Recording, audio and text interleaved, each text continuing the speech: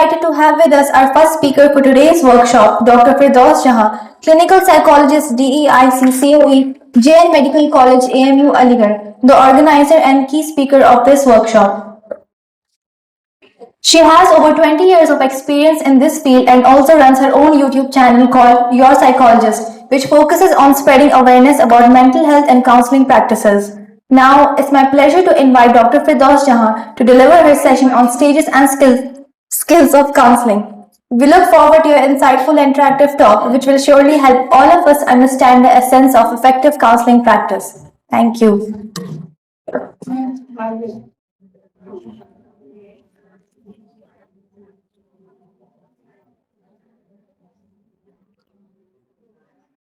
Okay, good morning everyone.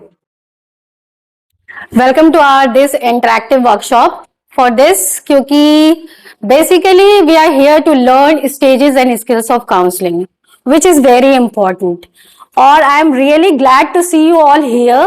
That's कि आजकल के बच्चे जो है eager है लड़ने के लिए, वरना आजकल तो मीडिया में ये दिखा रहा है Gen Zs are not serious.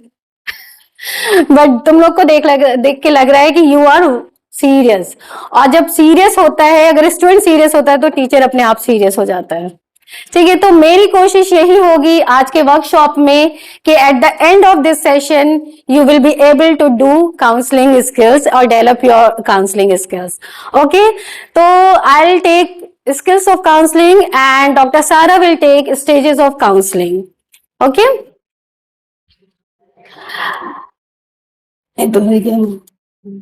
ठीक है. तो काउंसलिंग को जानने से पहले we have some important thing. There is no book, no article, no video can teach you counselling skills. Why?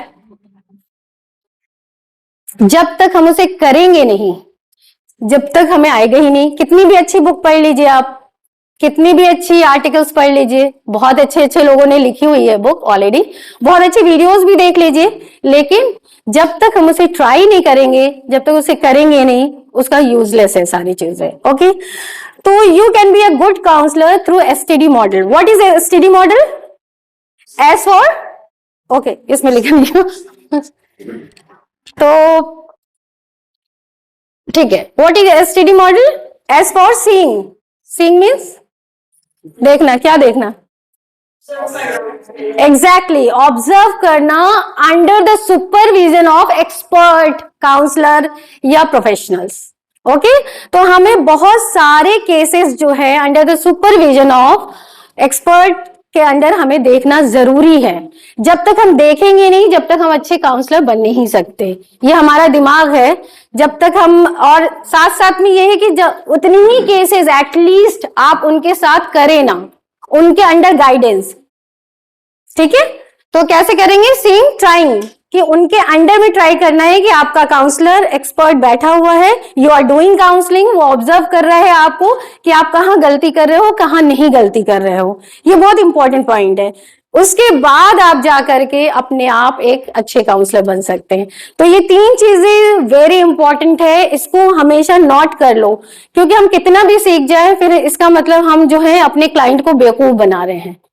ठीक है, आपने 2 स्किल्स सीख लिया, आपने कहा कि ठीक है अब तो मैं बहुत अच्छी काउंसलर हो गई, काउंसलर हो गया, और हमने जो है स्टार्ट कर दी काउंसलिंग. बट हम क्या कर रहे हैं? When you are taking money from the patient और client, you have to be serious about that.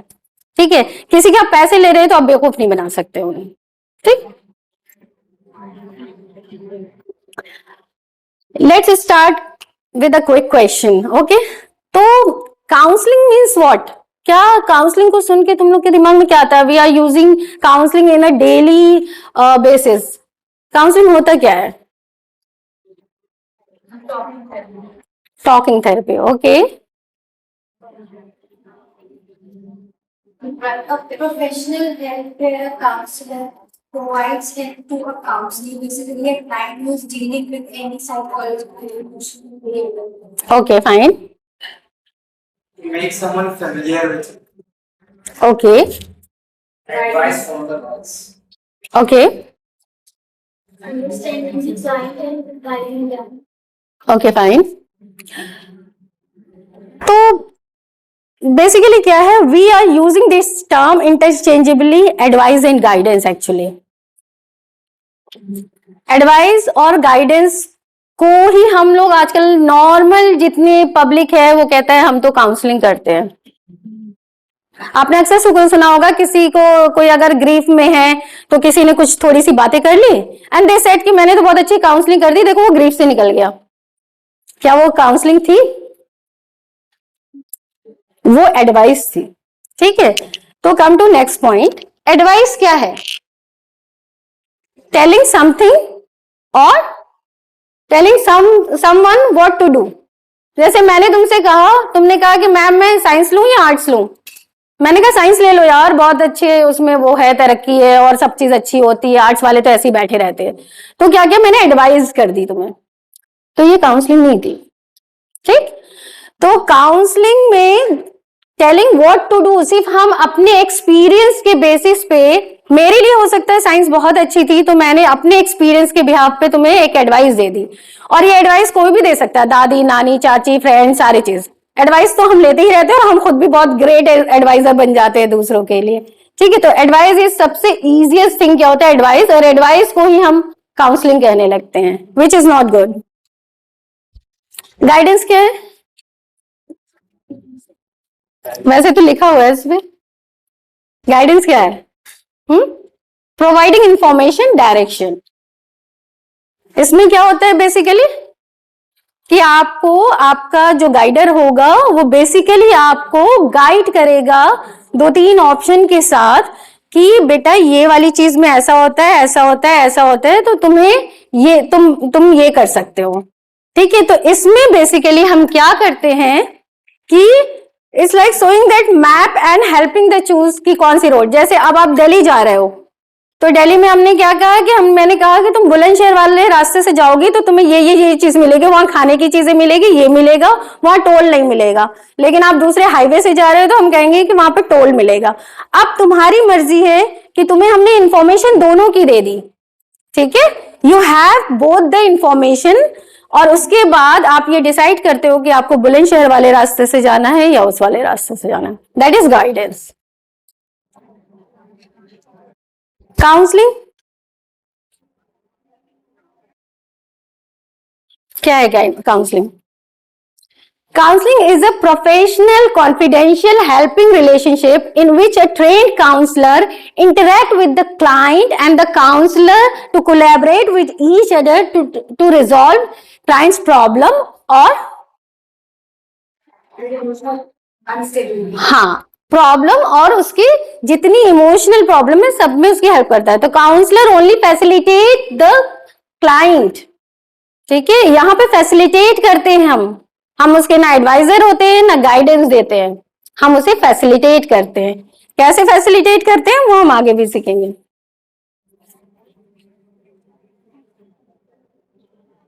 Okay, we have 3 statement here, so now tell me कि which statement is what? First is you can choose between BA psychology और BSc psychology depending on your interest. ये क्या है? कितने लोग advice कह रहे हैं, कितने लोग गाइडेंस कह रहे हैं?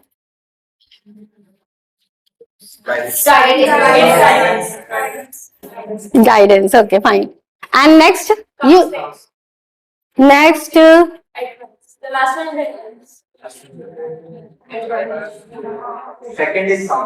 Second is counseling and third one is that's what I wanted, कि आप लोगों को कॉन्सेप्ट समझ में आया या नहीं?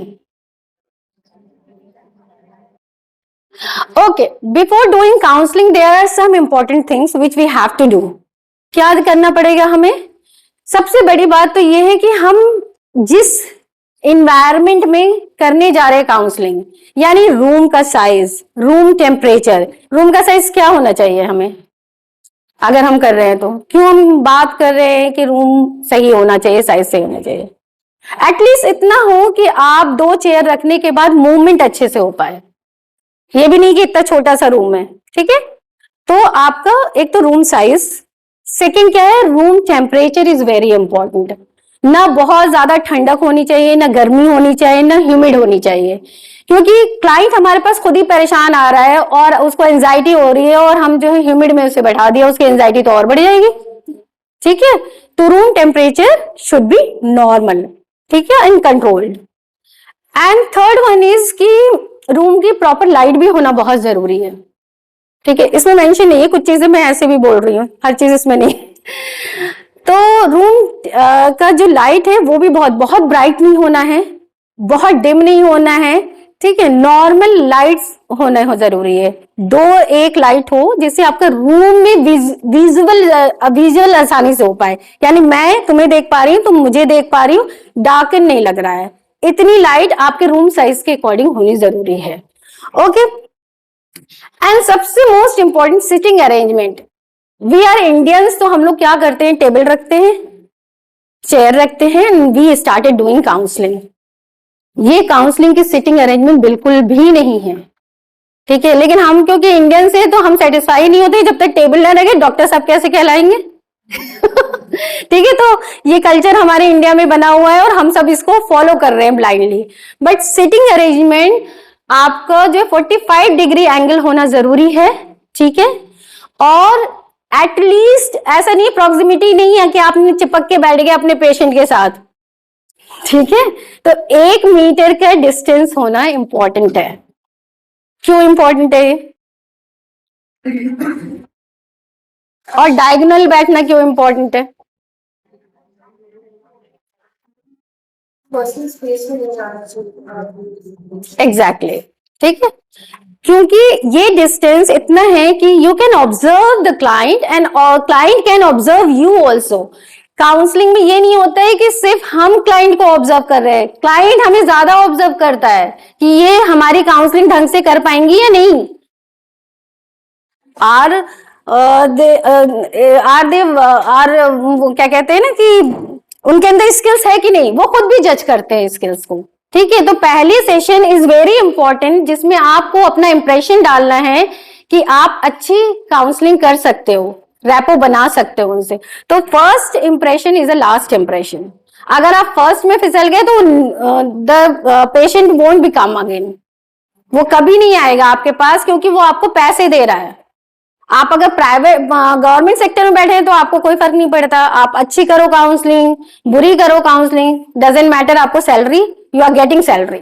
बट लेकिन आपको क्या है कि अगर प्राइवेट सेक्टर में है तो आपको स्किल्स तो दिखानी है, बिना स्किल्स के नो वन कैन कम और रिटर्न। ठीक, तो एक तो आपका, और इसमें सिटिंग अरेंजमेंट जो हम डायगोनल कह रहे हैं, इसमें भी क्या है कि अगर आप बच्चे के साथ काम करें तो साइड बाय साइड बैठना जरूरी होता है, ऐसे नहीं बैठेंगे बच्चे के साथ। क्यों?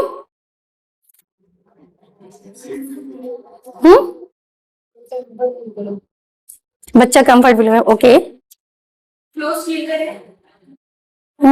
ठीक है, okay fine.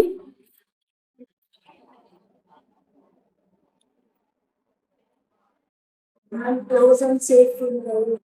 Close and safe because we are doing activity with the child. हम हमेशा we do the activity with the child, हम उससे कुछ ना कुछ एक्टिविटी कराते हैं। तुम लोग हमारे इंटर्न हो, तुम्हें हमें पता है कि हमने कितनी एक्टिविटीज कराते हैं बच्चे के साथ। ठीक है, तो बच्चे को जब हम एक्टिविटी कराते हैं तो साइड बाय साइड आइडियली बैठना चाहिए। हालांकि ये लोग साइड बाय साइड नहीं करे थे क्योंकि हमारे हॉस्पिटल का वो इन्वायरमेंट नहीं है जो होना चाहिए exactly. But here we are teaching, I am teaching, तो that's why I have to told कि क्या होता है। ठीक, तो बेसिकली क्या है कि आपको 45 डिग्री पे बैठना है, एंगल पे बैठना है। ठीक है, फेस टू फेस होना है, और चेयर की जो हाइट है वो सिमिलर होनी चाहिए। ऐसा नहीं कि आपने काउंसलर हैं तो आपने अपनी हाई राइज चेयर बनवा दी और पेशेंट की आपने लो बनवा दी, तो वो नहीं करना है, क्योंकि हमें यहाँ पे उसको सेमनेस दिखानी है। ठीक है, और फैमिली थेरेपी और काउंसलिंग में yesterday we talked to each other, he is doing actually family counseling and marital counseling। तो इन्होंने मुझसे बात की कल फोन पे कि मैं ये ज्यादातर करता हूँ। तो इसमें बेसिकली सिटिंग अरेंजमेंट जो होगी फॉर यू कि आप या तो ट्रायंगुलर बनाएंगे या फिर सर्किल बनाएंगे, अगर हम ज्यादा मेंबर से बात कर रहे हैं तो सिटिंग अरेंजमेंट ऐसे ही होना है आपका। Okay, What are the attitudes of the counselor? Attitude तो हम सब में है ये, लेकिन ये आप में ऐसे हो ना हो, लेकिन अगर आप एक अच्छे काउंसलर बनना चाहते हैं तो ये एटीट्यूड आपको डेवलप करना पड़ेगा। तो क्या है?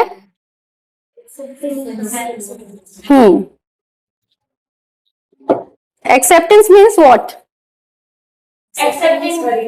Accepting the like the client's emotion, even if they are wrong or like their behavior positively, not showing like you are judging. Exactly acceptance ये है कि अगर कोई बच्चा आया या कोई क्लाइंट आया आपके पास और वो ये कह रहा है कि मैम मैं अपने माँ बाप पे चिल्ला देता हूँ या चिल्ला देती हूँ, माइंड मत करना, ऐसे नहीं, लड़के ही चिल्लाते हैं, लड़कियां भी चिल्लाती है अपने पेरेंट्स पे आजकल। तो अगर कोई आ रहा है क्लाइंट और वो कह रहा है कि मैं तो अपने माँ बाप पे शाउट करता हूँ, तो आपको कैसे एक्सेप्ट करना है उसे? We have to understand the reason behind it. There could be any reason, or there could be any insecurity that he is facing, might be aggression. So we could not be judgmental at the time कि नहीं करना चाहिए। तो basically क्या करना है आपको, कैसे जेस्चर कैसे शो करोगे आप, which is very important. Acceptance means यानी कि अगर वो ये कह रहा है कि मैं ऐसा कर लेता हूँ तो आप उसको फील करिए कि हाँ ऐसा, आपको फिर बाद में आपको दुख होता है, तकलीफ होती है ना करके ये चीज, तो आपको, क्योंकि वो बाहर जितने को ये बात बताएगा उसको क्या फीडबैक मिलेगा कि ये हाँ you are wrong, your behaviour is not right, और आप तो बहुत ही मतलब आपकी परवरिश कैसी हुई है, किन दोस्तों में बैठ रहे हो, तो हमेशा उसको नेगेटिव फीडबैक मिलता है। और काउंसलर का ये काम है कि आपको कंफर्टेबल एंड एक्सेप्टेंस दिखाना है विदाउट नॉन जजमेंटल, ठीक है, आपको जज नहीं करना है। एग्जैक्टली तो नॉन जजमेंटल क्या होते हैं? What is non judgemental?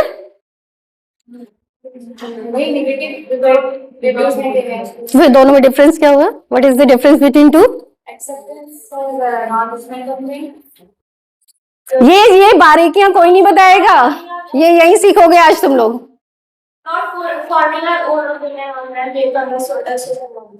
Exactly लेकिन हम इसको करेंगे कैसे? मतलब आप, तुम्हारे पास एक बच्चा आया, वो बैठा है और उसने कहा तुमसे, तो तुम नॉन जजमेंटल कैसे बिहेवियर करोगे उससे?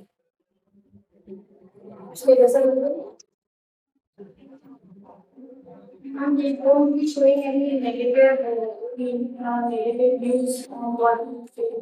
We will be comforting in a neutral tone, maybe not showing any positive. अच्छा, लेट्स टेक एग्जाम्पल, लाइक हम ले सकते हैं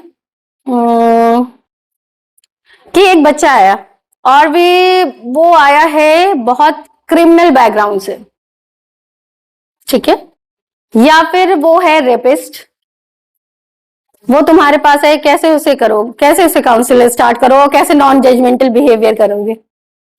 ये सारे चैलेंजेस है जो हमें पता नहीं चलता है। बुक में बहुत सारी चीजें लिखी हैं, लेकिन उसे प्रैक्टिकल लाइफ में या अप्लाइड में कैसे करना है, विच इज वेरी इंपॉर्टेंट।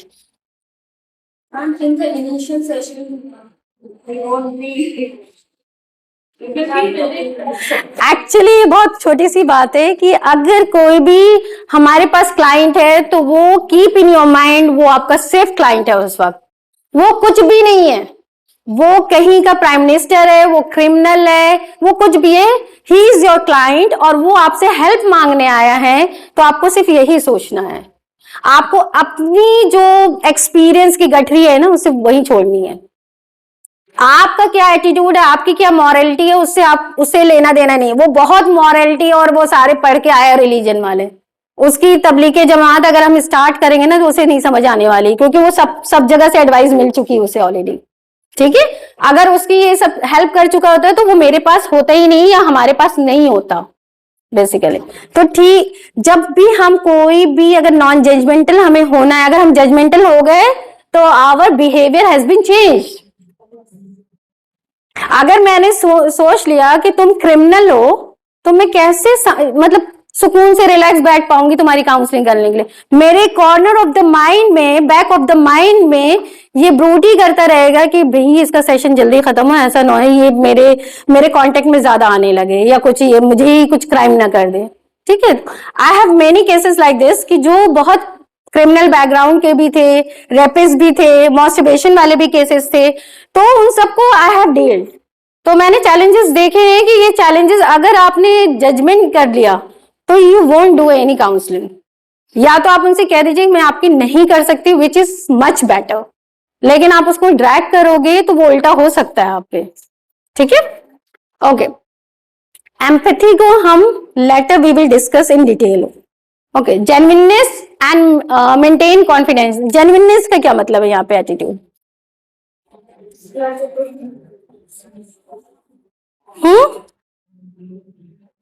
जैसे आपने अभी बोला कि like you are unable to understand that client, Hmm. you just say that you can go to somebody else. I could not counsel you.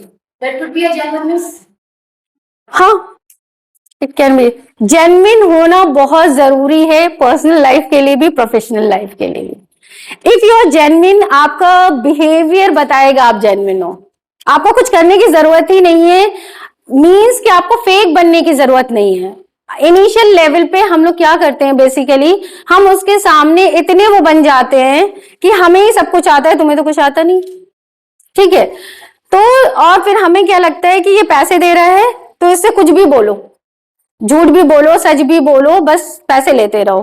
तो जब आज नहीं तो कल क्लाइंट विल अंडरस्टैंड कि आप उन्हें बेवकूफ बना रहे हो, तो क्या है, आपकी रैपो खराब हो गई और आपकी जो पेशेंट की मल्टीप्लिकेशन है वो खत्म हो जाएगा।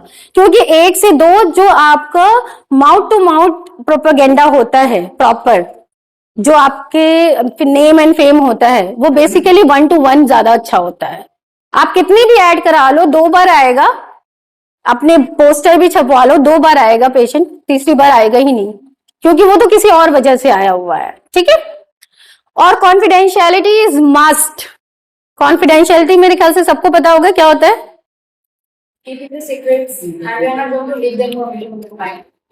कैसे करते हो काउंसलिंग में, कैसे सीक्रेट रखते हो चीजें?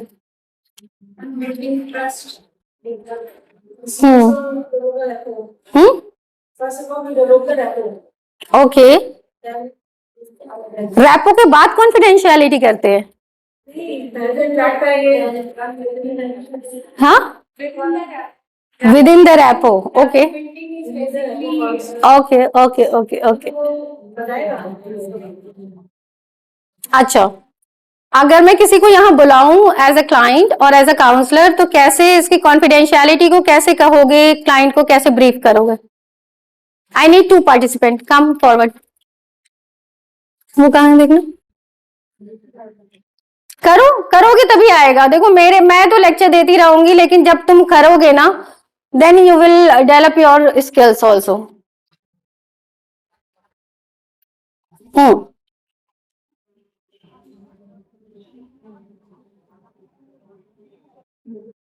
You are counsellor and you are client है। दूसरे में उधर रखा होगा शायद, डेस्क के नीचे देखो, ठीक है। तो ये पेशेंट है, क्लाइंट है, यानी मैं पेशेंट इसलिए बोलती हूँ क्योंकि मैं हॉस्पिटल में शायद, बट ये गलत टर्म है। काउंसलिंग के फॉर्म में हमें वी हैव टू से ऑलवेज क्लाइंट, ठीक है। तो ये तुम्हारे पास पहली बार आई है, अब तुम इसे कॉन्फिडेंशियलिटी को कैसे कहोगे, या कैसे उस चीज को एक्सप्रेस करोगे, या कैसे तो हम समझे कि तुम कॉन्फिडेंशियलिटी मेंटेन करोगे। स्पीक इन हिंदी, क्योंकि सबको हिंदी में ज्यादा अच्छा समझ में आना है स्किल्स के लिए। या यू कैन।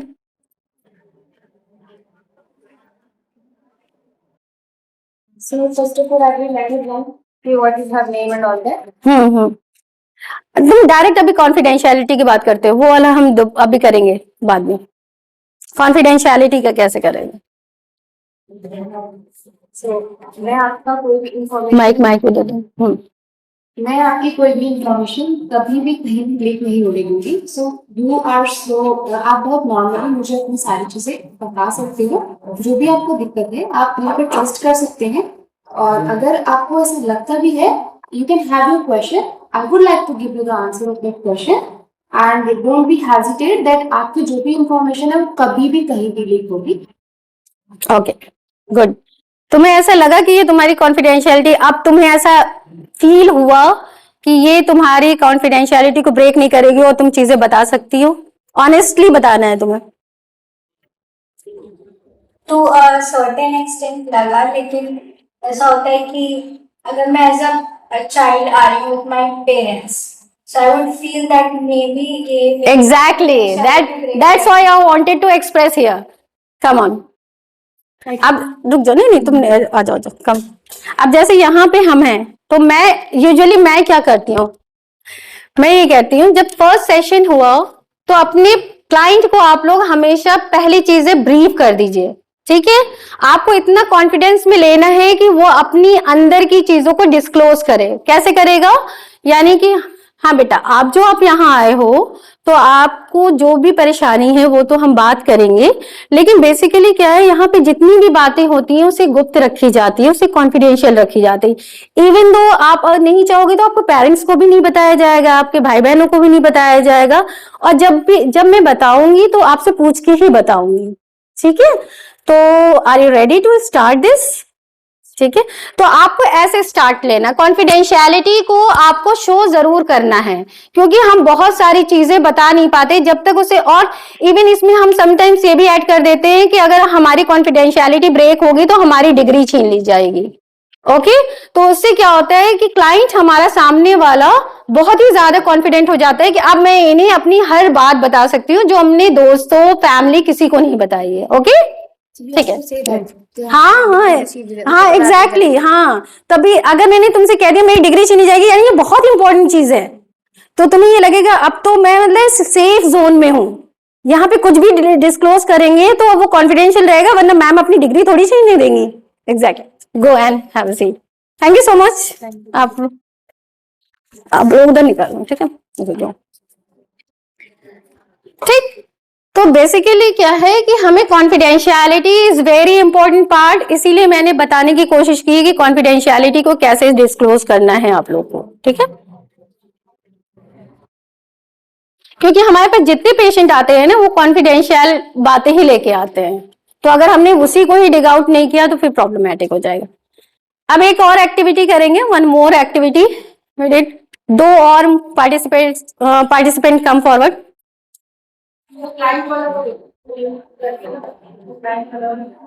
जल्दी जल्दी सबको सीखना है आज कुछ ना कुछ। दो बच्चे जल्दी आओ, एक काउंसलर बनेगा, एक क्लाइंट बनेगा। यहाँ पे कोई एग्जामिनेशन नहीं है, यहाँ हम सब लर्न कर रहे हैं। हो सकता है कुछ चीजें मैं तुम लोगों से लर्न करके जाऊं जो मैं ना करती हूँ।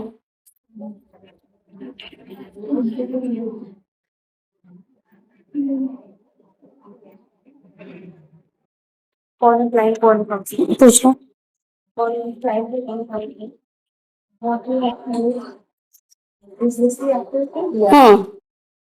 ये एक हाइपोथेटिकल एक्टिविटी है जिसमें सिर्फ तुम दोनों को क्या करना है मैं बताती हूँ। ओके, तुम्हें सिर्फ कोई भी दिमाग में सोची हुई इंफॉर्मेशन दो, प्रॉब्लम बताओ, तुम्हें सिर्फ सुनना है विदाउट एनी इंटरप्शन। कुछ नहीं बोलना है, तुम्हें सिर्फ सुनना है और तुम्हें सिर्फ बताना है, बोलना है। तुम्हारी जो भी समस्या प्रॉब्लम है वो सारी तुम बस बोलोगी। चल,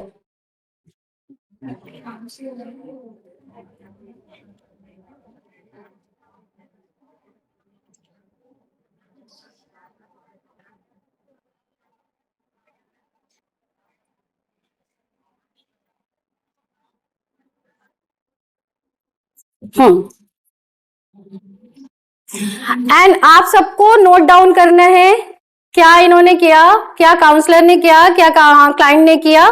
we will discuss later, but आपको अभी राइट डाउन करना है। वन बाय वन सबसे पूछा जाएगा, कोई बचेगा नहीं। ठीक है? ओके, नहीं बस इसे बोलना है। You start.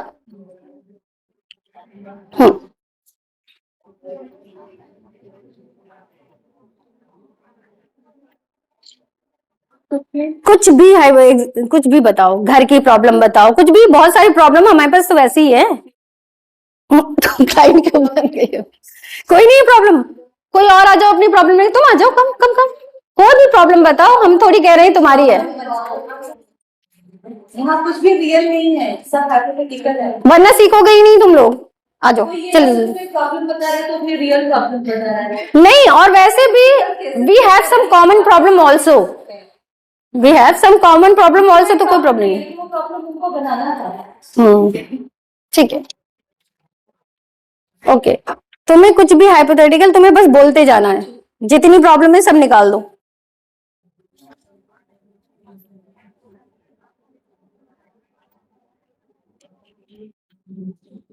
मुझे कुछ यार से प्रॉब्लम है, जैसे मैं मेरे फ्रेंड्स के साथ मुझसे कोई इंटरेक्ट करता है तो मुझे ऐसा लगता है कि मुझसे कोई फेक क्रिएट कर रहा है और मुझे उससे बात करना चाहिए। फिर मैं काफी टाइम अलोन फील करती हूँ और मुझे लगता है कि मेरा टाइम का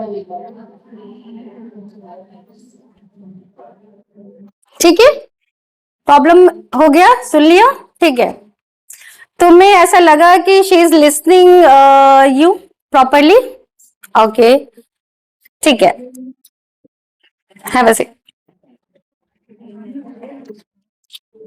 इसके बारे में हम लेटर वी विल डिस्कस, सब लोग अपने लिख रखा है ना? Okay okay. जिसका इंतजार था, या इसी पॉइंट पर हाँ हाँ देखिए इसका डिस्कशन बाद में होगा, अभी हाँ, नहीं। नहीं जस्ट मैं एक चीज बता हाँ देखिए, भले ही यहाँ पर आप नहीं बोल पा रहे हैं या नहीं कह पा रहे हैं कि जैसे अभी उन्होंने कहा मुझसे कि मुझे कोई प्रॉब्लम नहीं है, इधर कोई शायद हम में से ऐसा होगा जिससे कोई प्रॉब्लम नहीं है। टू बी वेरी रियल, चाहे वो मेरी मम्मी के साथ हो, मेरे पापा के साथ हो, मेरे भाई के साथ हो, बहन के साथ हो, या XYZ किसी के साथ हो, और वो देखने में ऐसे ही क्योंकि हम रूटीन में चल रहे हैं, बट एग्जैक्टली वो आपके माइंड में रहता है और वो आपको कहीं ना कहीं परेशान कर सकता है। उसी के लिए ये solution. Exactly, thank you so much sir. Okay, तो these are the skill we have to develop as a counsellor, ठीक है। ये स्किल्स तो हमारे अंदर आनी आनी है। अब मैं ये पूछूंगी कि स्किल्स और एटीट्यूड में क्या डिफरेंस है? What is the difference between skills and attitude? ये क्वेश्चन तो तुम लोग के पास आना चाहिए था, बट मैं ही पूछ रही हूँ। हम कैसे उनको दे रहे हैं attitude what we are showing them. Okay. Anyone else? Skills are learned and attitude is not. Exactly.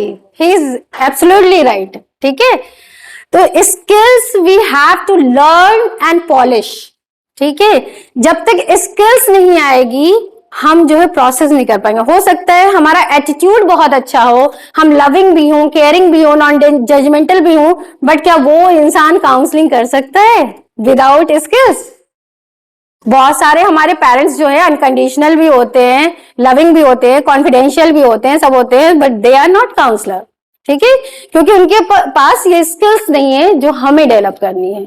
तो being a professional we have this also, और ये मेजर रोल प्ले करता है। तो active listening, attending skill, questioning, using silence, accurate empathy, paraphrasing, reflection and summarising. ठीक है, ये सारी हम one by one we will discuss. Active listening, active listening क्या है? Non verbal attending listening skills क्या होती है? सोलरएफ, इसको हम एब्रिविएशन में लिखते हैं। सोलरएफ means sit quietly, face the client directly. ठीक है, सिट स्क्वायरली का क्या मतलब है? वो तो एंगल हो गया। सिटिंग, ये काउंसलर के अंदर होना है। सिटिंग अरेंजमेंट तो हमने कर दी, अपना बहुत अच्छा सिटिंग कर लिया है, डायगोनल भी बना दिया है, 1 मीटर के डिफरेंस भी कर दिया है, टेम्परेचर भी मेंटेन किया, all have done before the counselling, वो सारी प्रिपरेशन कर ली। अब ये काउंसलर को क्या करना है, ये है। तो काउंसलर कैसे बैठेगा? Face to face.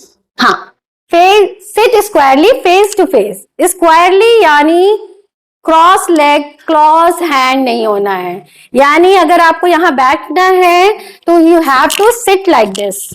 ये नहीं कि मैंने पैर चढ़ा के बैठ लिया, हाथ ऐसे कर लिए, या फिर टैपिंग कर रहे हैं हम, ठीक है, या फिर यूं कर रहे हैं, तो ऐसे नहीं बैठना। सिट स्क्वायरली यानी जैसे स्क्वायर होता है ना वैसे आप बैठेंगे।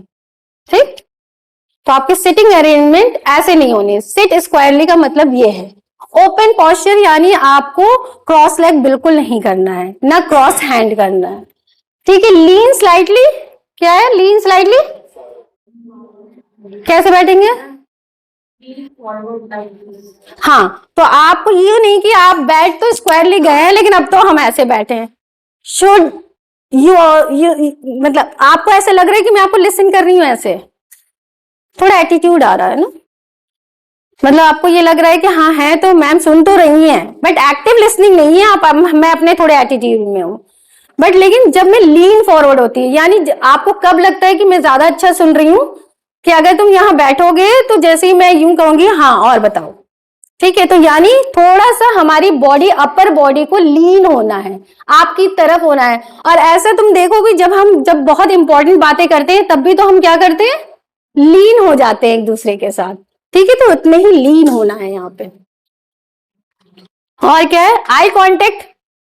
आई कांटेक्ट बहुत इंपॉर्टेंट है। ऐसा नहीं कि आपको ग्लेयर करना है, गेज करना है, प्रॉपर आई कांटेक्ट बहुत जरूरी है।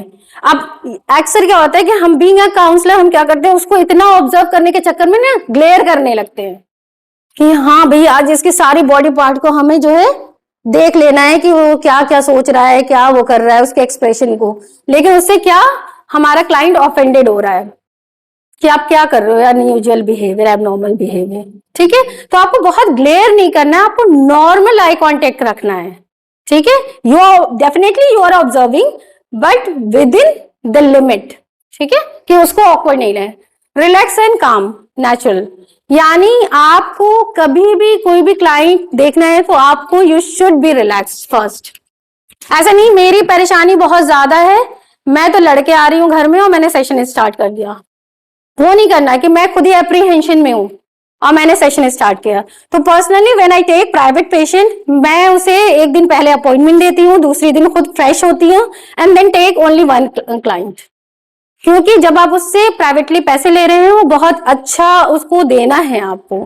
तो आप अगर आपको ऐसा लग रहा है कि आपके साथ प्रॉब्लम हो चुकी है या आप नहीं देख सकते हो तो आप उसका अपॉइंटमेंट आगे कर दो, बट हमेशा नोट कर लो ये बात, मैं अपने सेशन में कहती हूँ कि पेशेंट को बेवकूफ मत बनाओ, क्लाइंट को बेवकूफ मत बनाओ। ये नहीं कि अपनी लर्निंग सीखने के चक्कर में तुम उनसे पैसे भी ले रहे हो और उनको बेकार कर रहे हो, क्योंकि उनका ट्रस्ट खत्म हो जाता है, फिर दूसरे के पास वो जाएगा ही नहीं, वो झेल चुका है, ठीक। फेशियल एक्सप्रेशन आपको नॉर्मल रखना है भाई। अच्छा, वर्बल अटेंडिंग स्किल, जो वर्बल में है हम स्लाइटली क्या कहते हैं, हाँ ठीक है और बताओ, ये सारे आपके वर्बल उसमें आ जाते हैं। तो एक्टिव लिसनिंग इन दो को मिला के ही होता है, ठीक है। बॉडी लैंग्वेज आपका सोलरिफ आ गया, और ये पिच, वॉल्यूम और फ्लुएंसी भी बहुत इंपॉर्टेंट रोल प्ले करती है।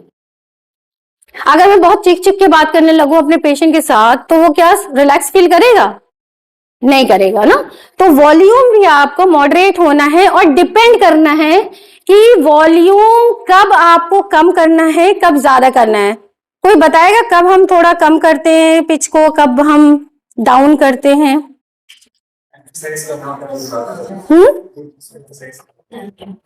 एग्जैक्टली।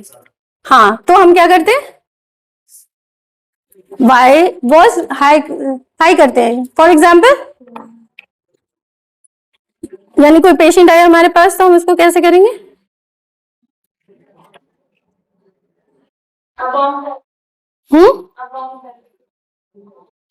नहीं, हम ये while we are doing counselling हमें पिच, टोन, वॉल्यूम कैसे रखनी है, which is very important.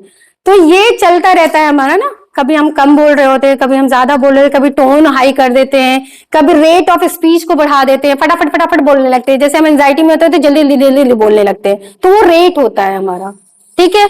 Pitch जो है हम बहुत हाई करके बोल रहे हैं, टोन जो है हम थोड़ा एग्रेसिव वे में बोल रहे हैं, सॉफ्ट बोल रहे हैं, तो ये डिफरेंसेस है, ठीक। तो समटाइम्स क्या होता है जब हमारे पास क्लाइंट आता है और वो जैसे कभी कभी ऐसा क्लाइंट आता है कि वो आपको डोमिनेट करने लगता है, many cases we have deal, तो वो आप पे डोमिनेट, आपको जज करने आता है, वो कह रहे आता है क्या है इन काउंसलर्स को, मैं देखता हूँ, मैं देखती हूँ, बहुत लोग मजे लेने के लिए भी आते हैं, हाँ। तो एग्जैक्टली तो ये बहुत होता है, तो वहां पे आपको you have to be assertive, वहां पे आपको टोन हाई करना है, पिच हाई करना है और असर्टिव होना है, ठीक है। तो ऐसा नहीं कि काउंसलिंग स्किल्स सिर्फ जो बुक में लिखी हुई है और जो आप प्रैक्टिकल करते हैं, दैट कम्स थ्रू एक्सपीरियंस, ठीक है। जब आप जितना करोगे, जितना देखोगे, उतना ही लर्न करोगे। डोंट्स भी बहुत इंपॉर्टेंट है कि हमें क्या नहीं करना चाहिए, क्या नहीं करना चाहिए। फर्स्ट वन क्या है?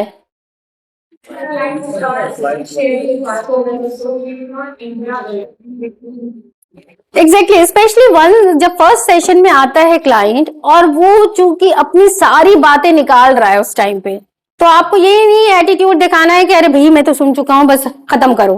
आपको पेशेंटली लिसन करना ही है, उसे इंटरप्ट नहीं करना है, उसे बोलने दो, ठीक।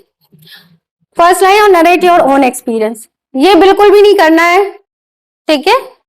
हालांकि हम कुछ सेशन में सेल्फ डिस्क्लोजर करते हैं, वो नेक्स्ट पार्ट होगा हमारा अगर हम काउंसलिंग के बाद में लेते हैं, तो वो और मेजर पार्ट आते ही रहते हैं इसमें, ठीक है, कि सेल्फ डिस्क्लोजर कब करना है। लेकिन यहाँ पे आपको अपनी नरेट स्टोरी नहीं करनी है, ठीक। मॉरल जजमेंट की जो मैंने बात कही थी, भाई कोई भी ये मॉरल और जजमेंट लेके नहीं आएगा वहां पे। काउंसलिंग इज काउंसलिंग, वहां पे कोई रिलीजन नहीं पढ़ाया जा रहा है, कोई कुछ नहीं पढ़ाया जा रहा है। You are a counsellor and जो वो वाला बंदा है वो क्या है, आपका क्लाइंट है। तो आपको इसमें ये नहीं जज करना है कि आप मॉरल और रिलीजन उठा के लेके आ जा रहे हैं, ठीक है। समटाइम्स वी डू, बट उन पेशेंट में किया जाता है जो बहुत ज्यादा रिलीजियस होते हैं, लेकिन वो भी बहुत लाइटली, ठीक है। बट अभी के लिए you should keep in your mind कि आपको ये नहीं करना है, क्योंकि ये बेसिक है, बेसिक आपको जरूर आना चाहिए। उसके बाद तो हम बहुत सारी ऐसी चीजें करते हैं जिसमें वो हम बाद में बताएंगे, वी विल जज, ठीक है। तो जज नहीं करना है, वी टॉक, ठीक है। क्लाइंट फियर एंड एप्रीहेंशन, तो डिसरिगार्ड भी बिल्कुल नहीं करना है कि भाई तुम्हें ये छोटी सी छिपकली से क्यों डर लगता है, चूहे से क्यों डर लगता है, हमें तो नहीं लगता है। ये कौन सी बात हुई भाई, उसे लगता है डर, आप क्यों ये चीज कर रहे हो उसको, वो आपके सामने मजाक उड़वाने के लिए नहीं आया है ना, वो सीरियस है, उसकी परेशानी है वो। तो आप पर्सनल लाइफ में कुछ भी हो, but when you are on the counsellor seat, तो आपको काउंसलर ही होना है। बाद में आप मजे करो, हंसी करो, कुछ भी करो, दैट इज डिफरेंट थिंग, ठीक है। जब आप प्रोफेशनल उसमें हो तो आपको वही शो करना है, ठीक है। और बाईपास प्रोफेशनल रिलेशनशिप बिल्कुल भी नहीं करना है। इसका क्या मतलब, यानी हम बिल्कुल दोस्त बन गए, या ऑपोजिट सेक्स का बंदा आया, कोई लड़का आया, तो आप बिल्कुल ही, तो आप तो दिल्ली बैठी काउंसलिंग क्या करेंगी, ठीक है। कोई लड़की आई लड़के पास, वो दिल दे बैठे एक दो सेशन के बाद, तो प्लीज फॉर गॉड सेक आप काउंसलिंग सेशन में ये नहीं कर सकते। और पता चला घर से ही आना जाना हो रहा है, सामान दिया जा रहा है, गिफ्ट लिया जा रहा है, तो पर्सनलाइज नहीं होना है, ये कुछ लोग करते हैं।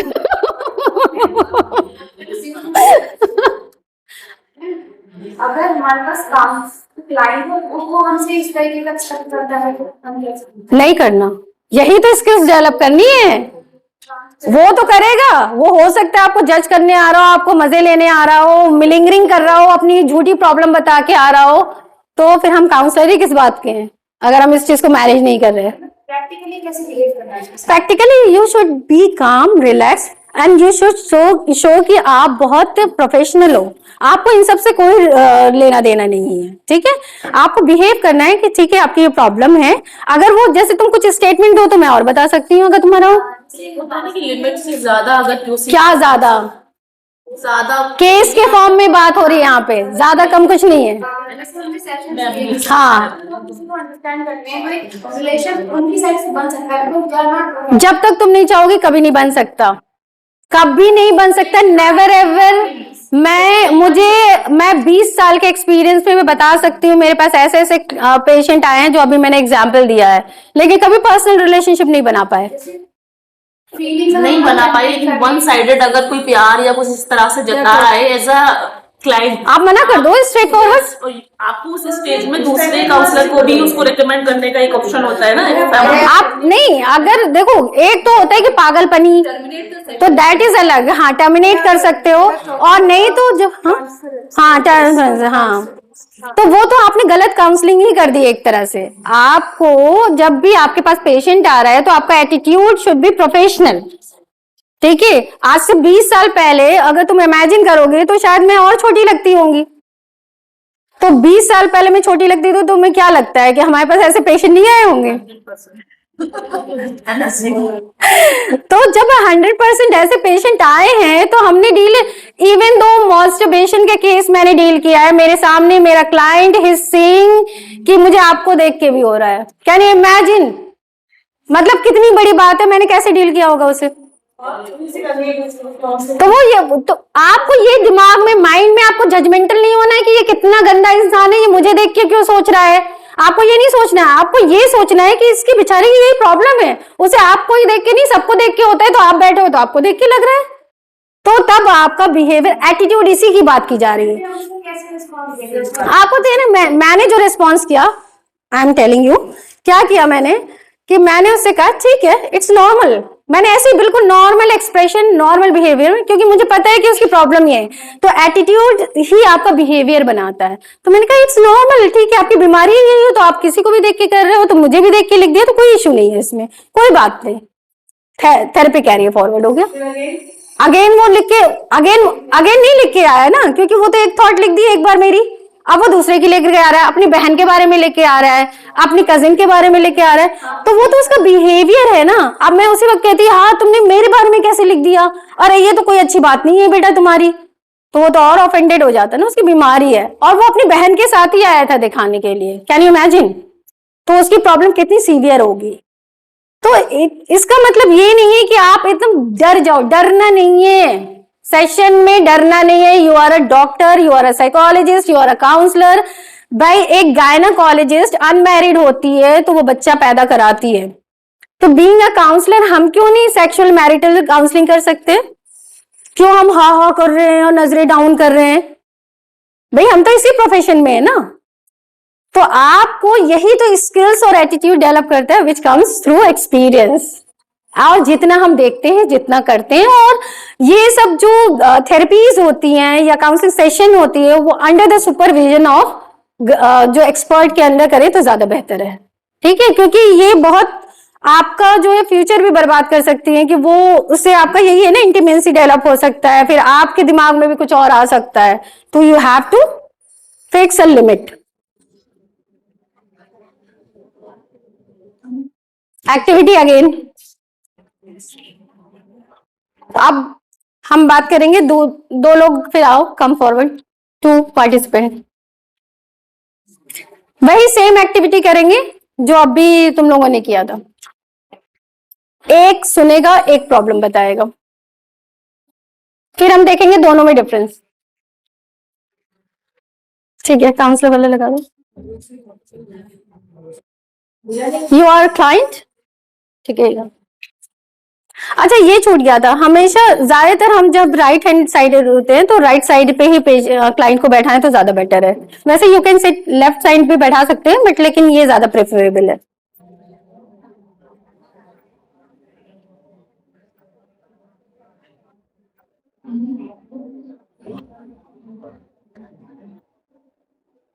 सेम एक्टिविटी करेंगे हम जो अभी पहले किए थे, जिसपे हमने कहा था बाद में बात करेंगे। तो हमने क्या बात की थी, पहले हमने बिना स्किल्स को जाने किया था एक्टिविटी। अब you all the things each side have taught. ठीक है, स्किल्स में अटेंडिंग स्किल्स को स्पेशली मैं फोकस करूंगा। सोलर कि कैसे आप उसको सुन रहे हैं। आपको मैं कोई भी हाइपोथेटिकल प्रॉब्लम बताओ and schedule and write down कि ये सही कर पा रही है कि नहीं, और पहले और अब में कंपैरिजन करेंगे हम। Just came from my house, and again I'm staying in hostel. It's been like 2 months. Summer break was there, and now the Please speak loudly. attitude of my roommates have changed. They're giving me side eyes, and they're not sharing their daily routines which we used to अच्छा, do इसके अंदर before. क्या positive point है और negative point है जो हमने attending skill अभी सीखी वो राइट डाउन करना है सबको, दो एटलीस्ट, ठीक है। which they were doing before. We used to like have daily like conversations, used to go on walks. They're like kind of excluding me. They're five, and now it's just a group of two. They're basically excluding three of us, which we are confused. What have we done? And it's kind of been hard because now exams are approaching. Mental health has been everywhere, stress and everything, and they are acting kind of strange without an explanation. I'm kind of lost. Have I done something? Am I wrong, or they have done something? I've asked them a couple of times. I've apologized if I've done something to let me know.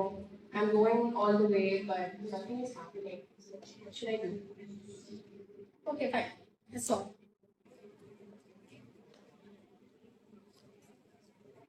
We have learned active sleep. Listening. तुम्हें क्या लगता है कि उसे actively listening करनी?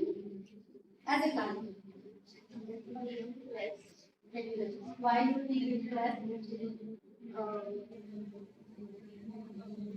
The hands were like kind of busy.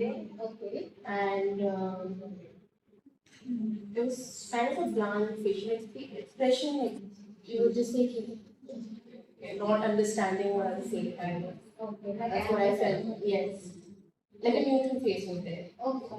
Okay. आप फटाफट मतलब उनका क्या इसमें बच्ची ने पूरा कर लिया अटेंटिव स्किल्स क्या क्या किया क्या नहीं किया एक पॉजिटिव एक negative point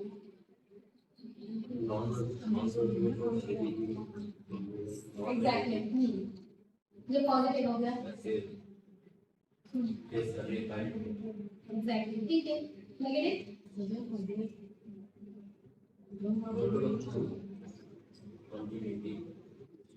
okay verbal prompting लेंगे ठीक है She was nodding and showing that yes, she is getting her mechanical self. How she was doing that thing with the that showed like she was quite anxious and portrayed a negative side. The counselor was not leaning forward. Exactly. तो हमारा क्या हुआ एक lean forward एक cross दो आए negative point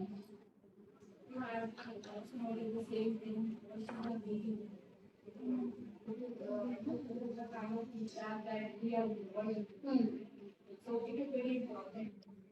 exactly The normal was there.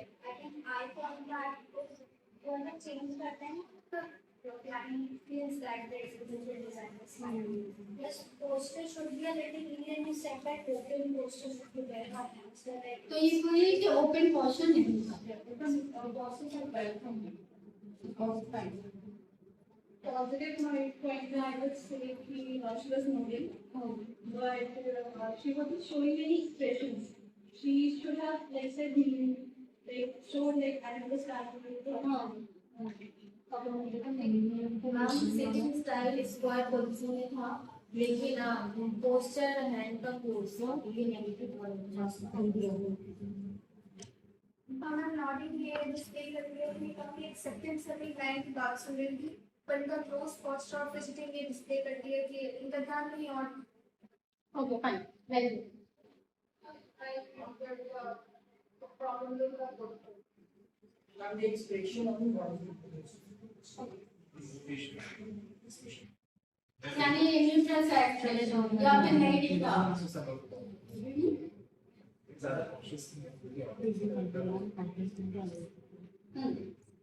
The nodding was alright, but I think she was taking a lot more than I did.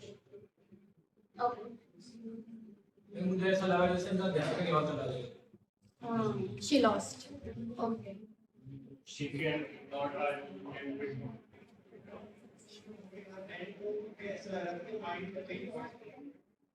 She didn't represent that perfect fun, but it felt like she was a random and not body posture. She should have played for and become more welcome. Positive point is that she was nodding her head regularly, but she was saying any word, I understand. And going for a posture was not really important. मुझे ऐसा लगा कि ये मतलब rapid introduction कुछ दिया ही नहीं, वो एम आई जनरल टॉक्स, ये नेगेटिव है। पॉजिटिव ये है कि जो क्लाइंट है उसे खुल के अपना सब प्रॉब्लम को बताए, तभी शी ओन नॉलेज। हाँ, वी आर एक्चुअली यहाँ पे हमें सिर्फ लिसन करना था और एक्टिव लिसनिंग को देखना ऐसे लग रहा था कि वो जबरदस्ती बिठाया गया है। Okay. She was trying to understand, but she was unable to understand. She was somewhere confused कि वो क्या बात कर रही है। ओके, ठीक है मैम। ये सुन तो अच्छे से रही थी, पर लेकिन ये यहाँ पर बैठ के थोड़ी घबरा रही। ओके, मैं एंजाइटी दूंगा। मैम इंटरप्शन नहीं था which is the positive point, but हम लोग सब लोग फेशियल एक्सप्रेशन की बात कर रहे हैं, आई मोमेंट की तो कोई बात नहीं कर रहा, विच इज आई थिंक वो भी इम्पोर्टेंट है। हमारी आईज से भी पता चलता है दैट वी आर लिसनिंग और नॉट। नॉन वर्बल जेस्चर में हाँ, तो न्यूट्रल फेस था, तो आई थिंक ये प्रोफेशनलिज्म को अब हम बहुत ज्यादा हंस लें या बहुत ज्यादा आराम से थल्लियाँ मार लें तो नहीं लगेगा वो। हाँ, तो इस केस में व्हाट यू फील? इस स्टेज में तो शी वाज राइट, मतलब वो बिल्कुल सही से बैठने की थी। और जैसा सभी बता रहे कि कुछ तो हमें छोटा सा रिस्पॉन्स हमें देना था, हाँ अच्छा, वो उन्होंने नहीं किया। बट मेरे ख्याल से आई मोमेंट एक है जो मेरे ख्याल से बहुत बड़ी चीज थी जो मिस हो गई, और जो कहीं पर भी मतलब हाफ सेशन में आई मोमेंट नहीं आया जैसा। नहीं, eye movement I describe, eye movement आपको प्रॉपर करना है, लेग हाँ, नहीं करना है, आपने डिस्क्राइब किया, पर यहाँ अभी जब आप अच्छा, तो वहाँ से यहाँ तक के नहीं आया।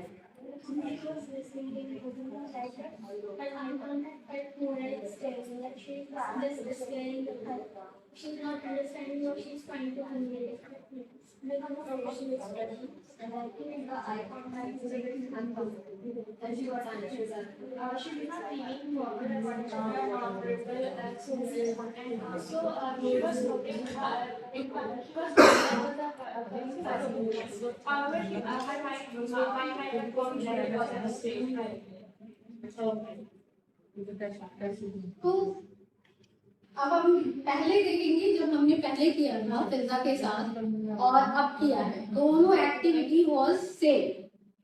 पहले वाले में क्या था फिर?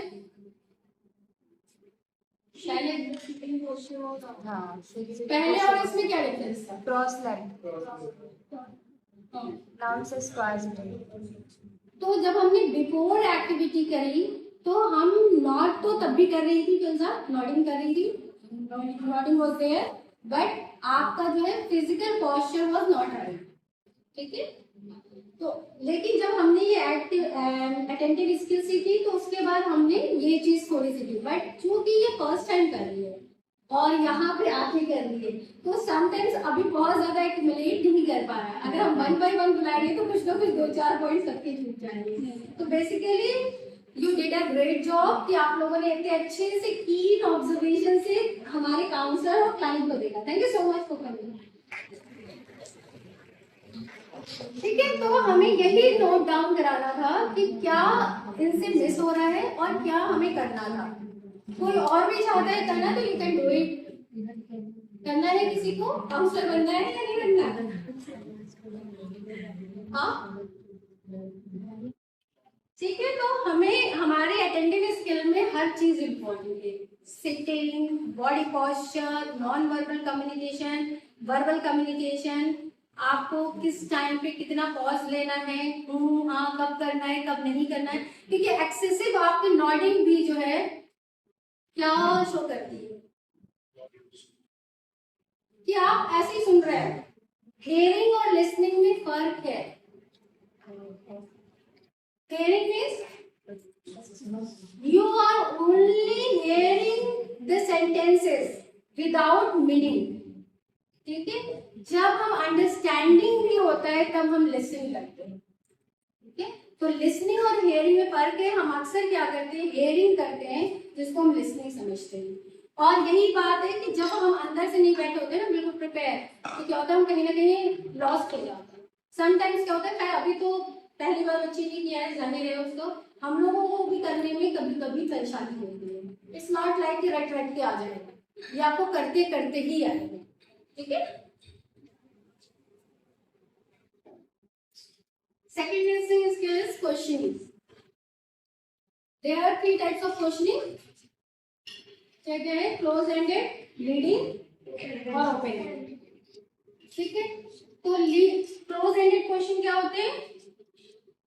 Close ended, yes or no answer, right? Exactly ठीक है। तो यस और नो का क्या मतलब है कि हमने आपको ऑप्शन ही नहीं दिया कि आप एक्सप्लेन करें, ठीक है।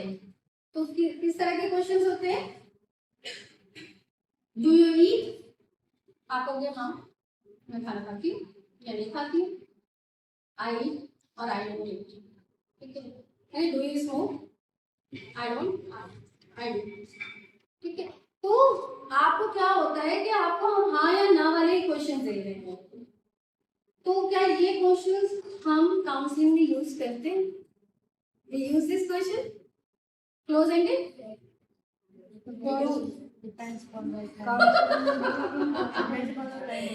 लेकिन इसके साथ शर्त ये है, कंडीशन ये है कि इसको करने के बाद भी आपको जो है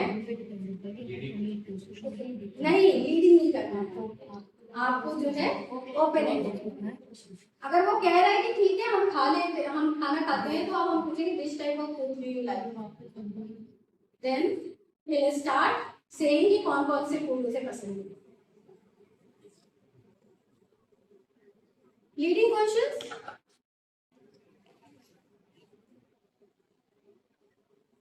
क्या होते हैं? Leading questions it is written there, क्या होते हैं?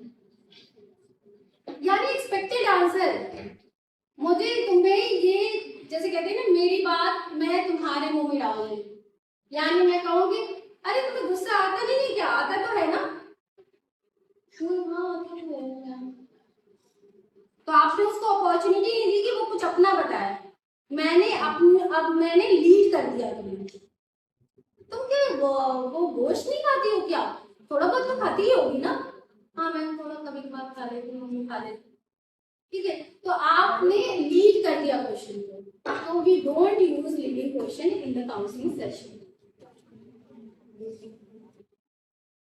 Open ended, open ended, yes yes,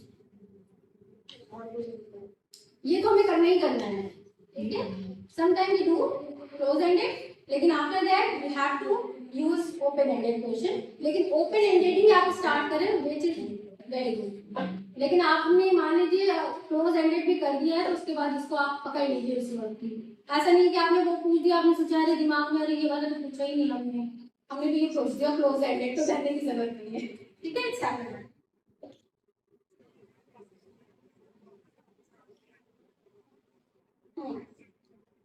next, ये पॉइंट बहुत याद रखने की जरूरत है। एक टाइम में एक ही क्वेश्चन पूछना है, बम्बार्ड नहीं करना है हमें पेशेंट से, क्यूरियोसिटी को नहीं वो करना है कि नहीं अब पेशेंट आए तो बस क्वेश्चन पूछ ही दे उससे कि जल्दी से सारे आंसर हमें मिल जाए और जल्दी से हम अच्छा सा सोल्यूशन दे दें। We are not giving the solution here during the counselling, ठीक है। तो आपको वन टाइम में वन क्वेश्चन पूछना है, जब तक उसका सेटिस्फैक्टरी आंसर नहीं आ जाए यू हैव टू स्टेप, ठीक है। और जब भी क्वेश्चन पूछेंगे तो लुक एट द पर्सन, ऐसे नहीं कि आपने दिमाग में तो सोच लिया, आपने लिखने के चक्कर में है तो आप क्वेश्चन को नहीं दें, क्योंकि आपको उसकी फेशियल एक्सप्रेशन को भी रीड डाउन करना है, ठीक।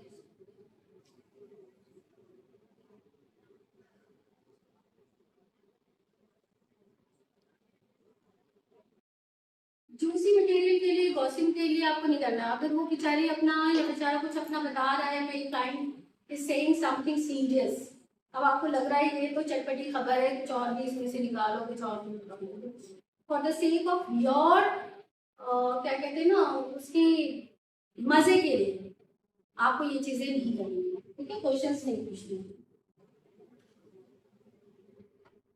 ठीक है। इररिलेवेंट क्वेश्चन नहीं पूछना है जो उसको और भी वो करे, ठीक है। एक्टिव लिसनिंग करना है, ज्यादा क्वेश्चन ही करना नहीं है कि आप ज्यादा क्वेश्चन करने के चक्कर में पड़ गए हैं, एक्टिव लिसनिंग को भूल गए आप क्वेश्चन करके ही चले जा रहे हैं, ठीक है। तो these are the point, don't ask questions. Third is silence, third skill is silence. Silence क्या है? It is silence. And why do we need silence in counselling session? Silence की क्या जरूरत है? इसमें वैसे तो लिखा हुआ है, बट हम लिखे पे नहीं जा रहे हैं, हम प्रैक्टिकल पे जा रहे हैं। जैसे हमने उससे क्वेश्चन पूछा तो क्वेश्चन जब हमने उनसे पूछा है क्लाइंट से, तो हम उनको स्पेस दें ताकि वो प्रॉपर उसको इवेलुएट कर सके, बता सके, ना कि हम तुरंत दूसरा क्वेश्चन पूछने लग जाए। अच्छा ठीक है, और मैम एक्टिव लिसनिंग के लिए भी इम्पोर्टेंट और to give the person the space to speak. Otherwise, if he would feel that we are talking, then he won't be able to get the space to speak. allowing the space to the client, क्योंकि आप space दीजिए उसे कि वो ये जब silence हम तब करते हैं जब इमोशनली वीक होता है हमारा पेशेंट या क्लाइंट। क्या करते हैं, जब वो अपनी चीजें बता रहा होता है, बहुत इमोशनल उसमें होता है, तो आपको साइलेंस को मेंटेन करना है। आपको ये नहीं सोचना है कि हमें इसका नेक्स्ट क्वेश्चन क्या पूछना है, ठीक है? आपको ये, और साइलेंस को कैसे करते हैं, how we do silence, silence कैसे करते हैं हम पेशेंट के साथ? Take a pause when the person take a minute speak. Exactly, आपको पॉज लेना है, एक लॉन्ग पॉज लेना है, नजरें डाउन करनी है। अभी हम आई कांटेक्ट की बात कर रहे थे, नजरें डाउन करनी है, लॉन्ग पॉज लेना है कि उसे स्पेस मिले, ठीक है? जैसे यहाँ पे एग्जाम्पल भी लिखा हुआ है, क्या लिखा है?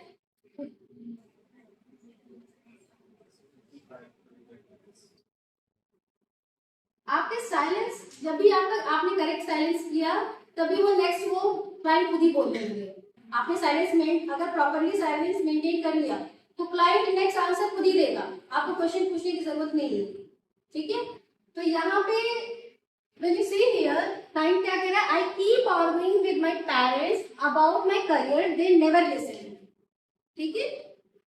काउंसलर ने क्या किया, मेंटेन आई कांटेक्ट किया, नॉट किया, साइलेंट हुआ, stay silent for a few seconds, silence को मेंटेन किया उसने।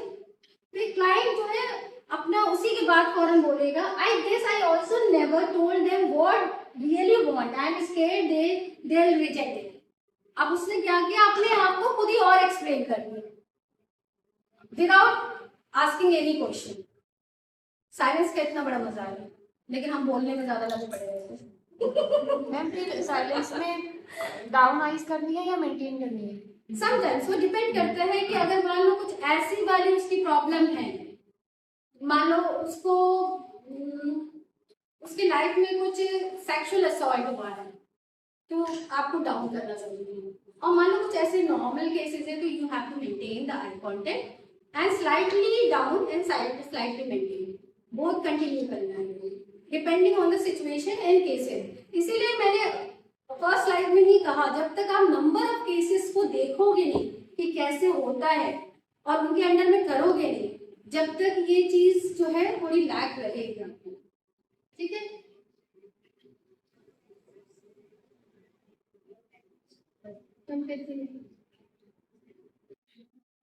एम्पैथी क्या होता है? Understanding the client's problem as if they are. इस टर्म को भी आजकल हम बहुत, we are using this term every day. Should we do empathy, should we really do empathy?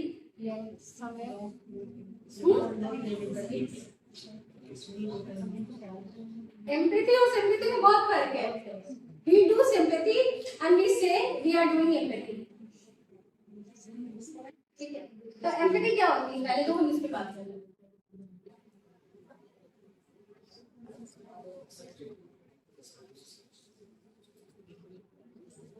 Understanding the clients feeling, actually वो क्या सोच रहा है उसको अंडरस्टैंड करना एज इट इज, जैसा वो सोच रहा है, which is impossible actually.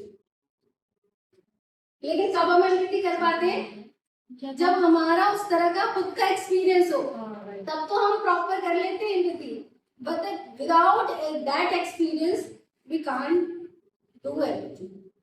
I'm so sorry to say, empathy हम कर ही नहीं पाते properly.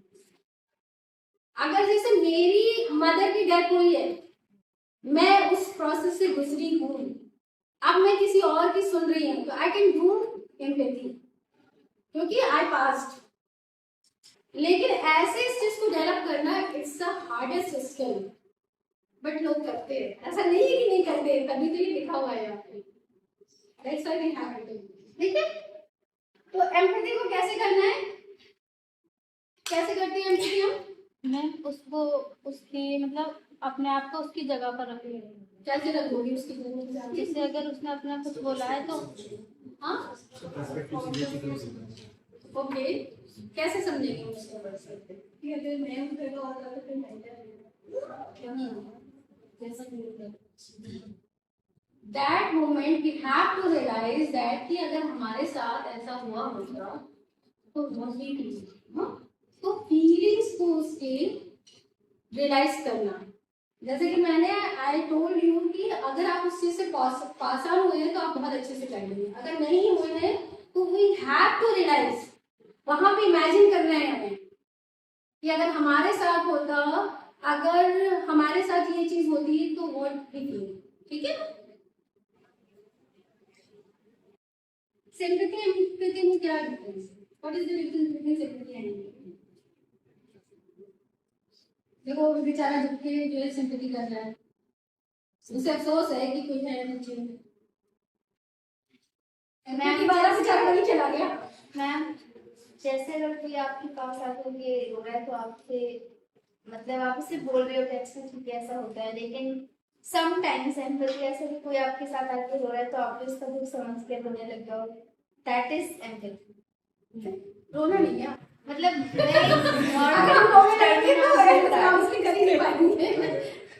Don't cry with the patient, उसको आपको छोड़ दो उसको रोने के लिए, दैट्स ओके कि वो वेंट आउट हो जाए, बट लेकिन आपको उसके साथ बैठ कर रोना नहीं है। मतलब बट हाँ you have to maintain your facial expression कि आपको अफसोस है उस बात का, क्राई नहीं करना है। You have to maintain your facial expression कि हाँ आपको वाकई वो फील हो रहा है, आर्टिफिशियलिटी नहीं। आपको जब तक आप माइंड में ये चीज फ्रेम आउट नहीं करोगे कि आपके साथ होता तो आप क्या फील करें। एक्चुअल में फील हो जाए फिर रोना आ गया।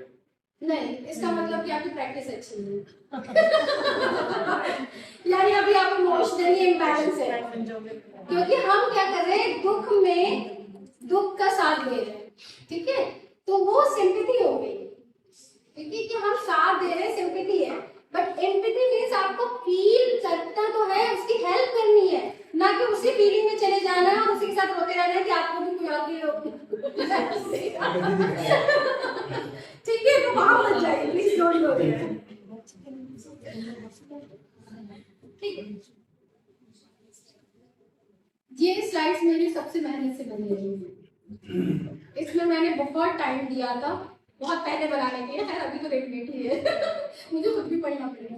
ओके, तो सिंपैथी और एम्पैथी में लिटरली क्या डिफरेंस है? देखो, ability to identify and understand another person situation and feeling. Mood क्या है इसमें, हैप्पीनेस और सैडनेस दोनों में हम एम्पैथी करते हैं, सबसे इंपॉर्टेंट पॉइंट। सिंपैथी हम सिर्फ सैडनेस में करते हैं, क्या मतलब हुआ हैप्पीनेस और सैडनेस का? ये मैंने बहुत देर में समझा था क्योंकि मेरी लो आईक्यू है, तो मैं जब पढ़ रही थी इसको, बना रही थी स्लाइड को ना, बहुत साल पहले 2017 में आई थी, तब मुझे इसमें बहुत दिमाग खर्च करना पड़ा।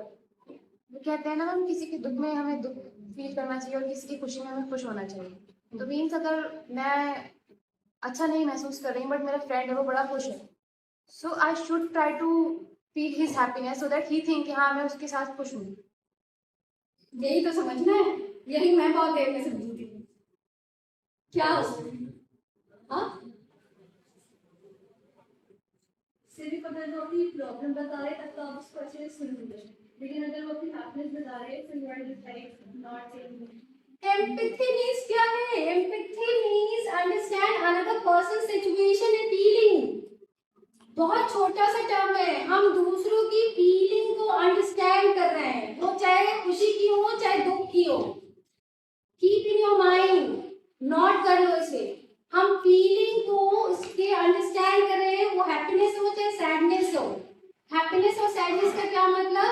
हैप्पीनेस के एग्जांपल देते हैं, सैडनेस में तो बहुत बात करेंगे। मान लो मैंने पहली बार जॉब जब ज्वाइन की थी, वो मेरा सबसे अच्छा मोमेंट है हैप्पीनेस में। और मान लो मैं किसी और से ये शेयर कर रही हूँ कि मैं जब जॉब मैंने ज्वाइन किया था ना तो मेरा इतना अच्छा मजा आया था, तो अगर उसका भी ऐसा एक्सपीरियंस हो गया हाँ यार ये सबसे नाइस मोमेंट था, या आपको कोई अवार्ड मिला हो, तो वो भी तो आपका एक वो है ना, आप शेयर करते हो ना, खुशी को भी तो शेयर करते हो, हमेशा हम दुख को तो शेयर नहीं करते, खुशी को भी तो शेयर करते हैं ना कि आज का लेक्चर बहुत अच्छा हो गया, अब बहुत बुरा हो गया, ठीक है, वो दोनों में जा सकता है। और खुशी अगर है तो वो एम्पैथी हो सकती है, वरना नहीं हो सकती, ठीक है। Are you getting my point? कोई कंफ्यूजन है तो बताओ। मैम इसको do you have any question? Ma'am एक एम्पैथी और सिम्पैथी में कंफ्यूजन रहता है। तो मैम यहाँ पे जैसे एक रोने की बात की थी उन्होंने, तो जब हम उसके दुख में रो रहे हैं तो क्या वो सिम्पैथी है? हाँ एग्जैक्टली है ना? और अगर हम उसके दुख को लेकिन ऊपर से देखोगे तो तुम्हें एम्पैथी लगेगी। मतलब कॉमन मैन और लेमैन लैंग्वेज में अगर उसे अंडरस्टैंड करोगे तो it seems like empathy when you cry with the crying person, but that sympathy. हाँ, लेकिन दैट इज सिंपैथी। क्यों सिंपैथी है? क्योंकि एम्पैथी का मतलब है कि आप उसको अंडरस्टैंड करके उसकी हेल्प करो, ना कि उसके साथ बैठ के रोने लगे। समझे?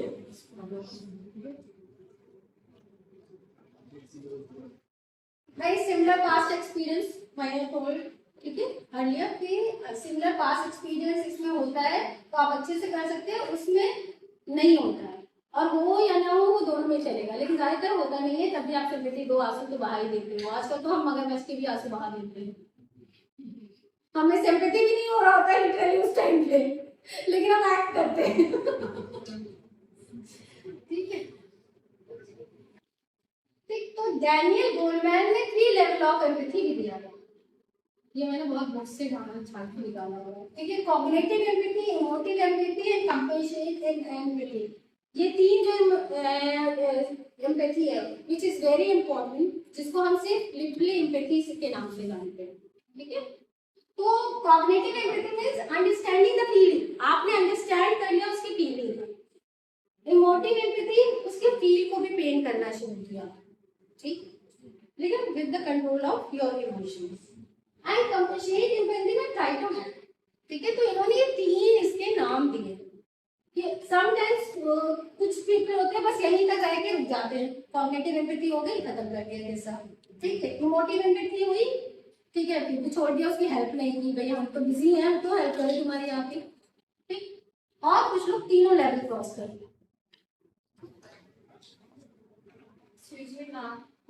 I have a question. Like, मैंने बहुत बार सुना है कि like psychologists और counselors रो दे रहे हैं while talking to their client. नहीं, अगर अच्छा काउंसलर साइकोलॉजिस्ट है तो वो रोएगा ही नहीं। अगर वो रो रहा है तो उसको पहले अपनी थेरेपी करानी पड़ेगी, क्योंकि इमोशनल इम्बैलेंस है, इमोशनली वीक है, ठीक है। हो सकता है मैम वो इसलिए ऐसा करता हो कि ये मेरे पास हमेशा है, इसको लग रहा है कि मैं बहुत अच्छे से डील कर रहा हूँ। आपका एक्सप्रेशन हर चीज बता देता है। आप रोने लगोगे तो क्लाइंट सोचेगा ये तो खुद ही इतने कमजोर है, मेरी क्या हेल्प करेंगे। जी, वो खुद ही आपको चुप कराने बैठेगा, अरे मैम आप क्यों रो रही हैं, मैम मैं चुप नहीं हूँ। अक्सर अक्सर अक्सर आप जब किसी सैड मोमेंट में जाइए, किसी की डेथ हो जाती है, तो पता चला घर वाले तो कम रो रहे हैं, जो पड़ोस वाली आई है वो बहुत रो रही है। अब वो रोते रहते घर वाले कहते हैं अरे आपको क्या हो गया, कोई बात नहीं हम तो ठीक है, आप क्या है, यही तो है कि उसे ये लग रहा है यही बेचारी वीक है। तो डोंट शो योर वीकनेस। अगर मैं तुम्हारे पास हेल्प के लिए जा रही हूँ तो तुम्हें कुछ बड़ा और अच्छा समझ के जा रही हूँ और हमने वीकनेस दिखा दिया तो उसका तो ट्रस्ट ही ब्रेक हो जाएगा। इसका मतलब उसके पास इमोटिव एम्पैथी नहीं है तो वहाँ पे काउंसलर के पास। इमोटिव एम्पैथी है, इमोटिव एम्पैथी होने का क्या मतलब, आंसू बहाना? नहीं, हाँ, आपने बोला कि मतलब आप फील करो, हो सकता है आपको ऐसा महसूस होता हो कि कहीं आप रो दो, बट आपको कंट्रोल करना है खुद को। हाँ, कंट्रोल करना नहीं, कंट्रोल होना चाहिए, दोनों वर्ड्स में डिफरेंस है। कंट्रोल हो, अगर आप एक आम इंसान कैन डू एनीथिंग, बट आप if you are a professional, if you are a psychologist, तो आपको इमोशनली बैलेंस होना जरूरी है। With the balance of emotion आपको एम्पैथी शो करना है। This is the challenge of the counsellor. समझ रहे हो? यही तो दिक्कत है, यही तो हमें लर्न करना है पूरी जिंदगी। मेरा एक क्वेश्चन आपसे इसका क्लियर हो चीजें। अगर मेरे पास कोई क्लाइंट आ रहा है तो क्या मुझे उसका बैकग्राउंड पहले से पता होता है कि ये काउंसलिंग सेशन क्यों रखा जा रहा है, उसको क्या प्रॉब्लम्स हैं? क्या कोई ब्रीफ काउंसलर के पास होता है या बिल्कुल एक नए सिरे से या बिल्कुल अननोन सिचुएशन में क्लाइंट हमारे पास आता है? Most of the time sometime जैसे आप मेरी नोन है, अब आपने कहा कि मेरी काउंसलिंग करनी है, दैट इज डिफरेंट, ठीक है। लेकिन मोस्ट ऑफ द टाइम बच्चे या पेरेंट्स या कोई भी इंडिविजुअल जब आता है तो आपके लिए नया होता है, तभी तो हिस्ट्री टेकिंग की इम्पोर्टेंस क्या होता है उसकी प्रॉब्लम, हम क्या पहले नहीं कुछ देख लेते हैं हाँ, कि you are why you are consulting me? नहीं, ये ब्रीफ आप कर भी सकते हैं, ये हार्ड एंड फास्ट नहीं है, लेकिन अमूमन हम while we are doing counselling we take a note mean by, हम उसी टाइम पे अभी हम जब काउंसलिंग सेशन करेंगे एक रोल पे, तो उसमें मैं जब करूंगी काउंसलिंग तो आपको बताऊंगी कि किस तरह से आपको रैपो बिल्ड करते हुए उसकी प्रॉब्लम को राइट डाउन भी करना है उसी के सामने। ऐसा नहीं आप ये सोचे कि हम तो तुरंत आए हमें सब याद रहेगा, बट लेकिन हमारी फॉरगेटिंग होती रहती है ना। अभी तो मुझे तुम्हारा केस बिल्कुल याद है, फ्रेश है, थोड़ी 1 घंटे के बाद थोड़ा कम होगा, फिर 2 घंटे के बाद और कम होगा, तीसरे दिन पूरा गायब हो जाएगा, फिर हम सोचेंगे नहीं हमें तो सब याद था, भूल गए। तो नोट डाउन करना is also important. Excuse me ma'am, जैसे मुझे लगा शायद Sameer ma'am, do you need any break और मैम जैसे मुझे लगा समीर मैम शायद कहीं ना कहीं ये भी कहना चाहते हैं कि हमारे पास कोई क्लाइंट आया है तो वो हमें पहले ही बता रहा है कि मुझे एंजाइटी है। हाँ तो वो तो बताएगा ही, उसने मतलब पहले ही बता दिया कि मुझे ये दिक्कत है, बट हो सकता है वो दिक्कत ना हो रियलिटी। एग्जैक्टली होता है, तो हमें जब उसको काउंसिल कर रहे हैं तो हमें वो रिजिड नहीं होना है कि राइट वो एंजाइटी है, हमें लेके चलना है। यही तो नॉन जजमेंटल होना है ना आपको क्लाइंट इज फ्री, वो दुनिया जहान की बातें करेगा। आपको बाय डूइंग काउंसलिंग आपको ये रियलाइज कराना है कि जो आप प्रॉब्लम लेके आए थे वो वाकई था आपके पास या नहीं था, और वो काउंसलिंग के दौरान वो खुद ब खुद ही समझ जाएगा और वो सोचेगा हमारी काउंसलर ने यही किया, अगर आप अच्छे काउंसलर हो, ठीक है। तो आपको जब आप क्वेश्चन करते हैं या आप रिफ्लेक्शन करते हैं उन सब चीजों से क्लाइंट जो है सेशन में वो खुद रियलाइज करने लगता है। मान लो जैसे तुमने कहा कि एंजाइटी लेके आ रहा है, बट उसको लग रहा है कि उसके मम्मी पापा की वजह से एंजाइटी है और प्रॉब्लम क्या थी कि वो पढ़ता ही नहीं है इसलिए एंजाइटी है, ठीक है। तो ये कौन ब्रेक डाउन करेगा? बीइंग अ काउंसलर हमारी ड्यूटी है, इट इज आवर ड्यूटी कि हम उसको कैसे रियलाइज करें, ठीक है। Fifth is paraphrasing. पैराफ्रेजिंग क्या है? rephrasing what the client is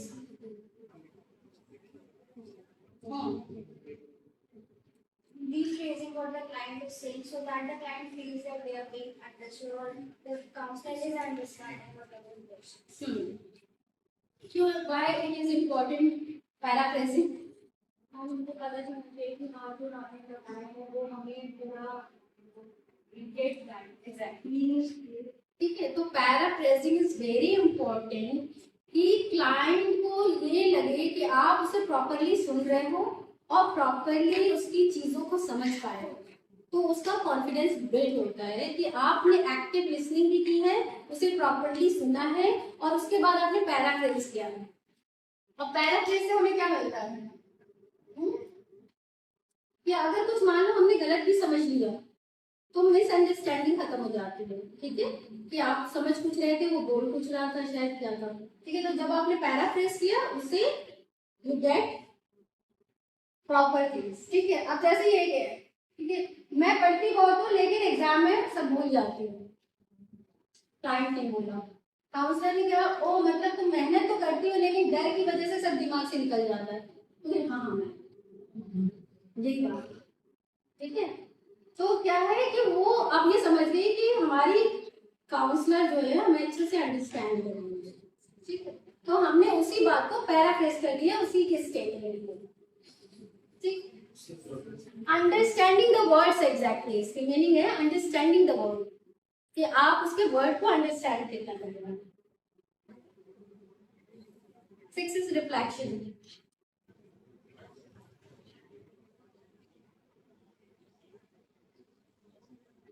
reflection क्या है? What is reflection?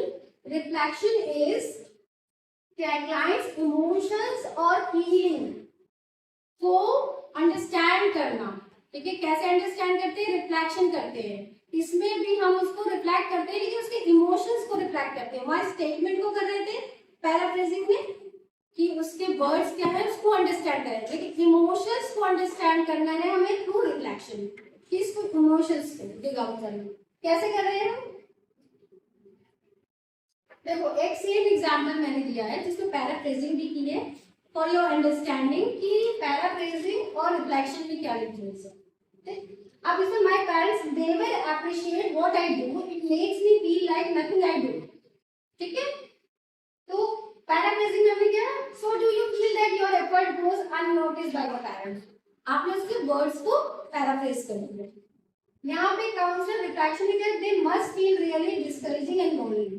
ठीक है, दैट मस्ट फील, तो आपको लोनली फील हो रहा है, इमोशंस को हमने निकाल दिया यहाँ पर। ठीक है, आर यू गेटिंग, यस तो इमोशंस पहले वर्ड्स को डिफाइन करेंगे हम, ज्यादातर यही होता है, द पैटर्न इज ये कि पहले वर्ड्स डिफाइन किया जाता है फिर रिफ्लेक्शन किया जाता है। ठीक है, 7 एंड लास्ट समराइजिंग।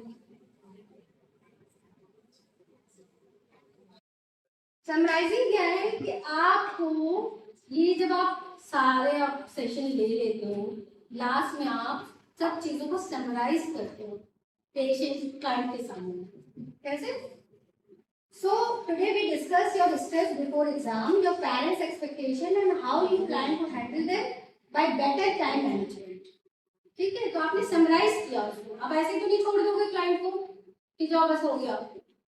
अब उसको आपको समराइज करना है लास्ट में कि आपने इस सेशन में क्या क्या देखा है, आपको समझ में आ गई सब चीजें, कुछ और तो डिस्कस नहीं करना, तो ये चीज हम करके आएंगे नेक्स्ट सेशन में। ठीक है, तो आपको समराइजेशन वेरी इंपॉर्टेंट है, समराइजेशन आप नहीं छोड़ सकते एक सेशन में।